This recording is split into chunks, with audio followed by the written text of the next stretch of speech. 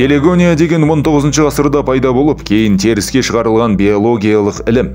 Бұл ілімге сәйкес, егер әйел адам бірінші болып бір адаммен жыныстық қатынасқа түссе, ал кейінірек басқа адамдардан бала туса, балаларының тегінде, қанында ең бірінші серігінің белгілері болады. Яғни әйел адамның ең бірінші ерінің гендері әйелдің ағзасында қалады екен.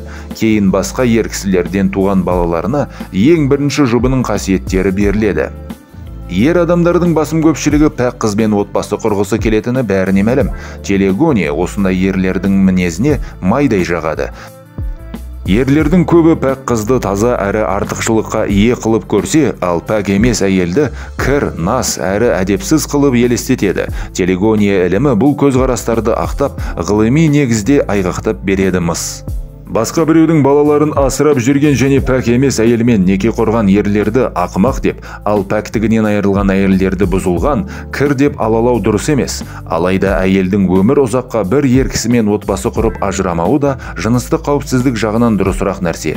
Бірақ таяқтың екі ұшы бар екеніне назар аудару керек. Әйелдерден бір адаммен шектелгенін талап етіп, ер кісілердің сәті түсе қалса, көрінген әйелмен болуы әділетсіз.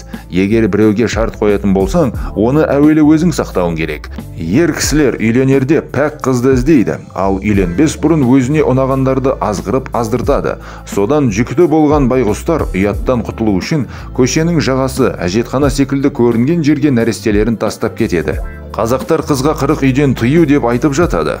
Қыз тәрбиесі жөнінде қоғамда көп пікір таластар болса да, ер адамдардың тәрбиесі жұтаң қалатын секілді.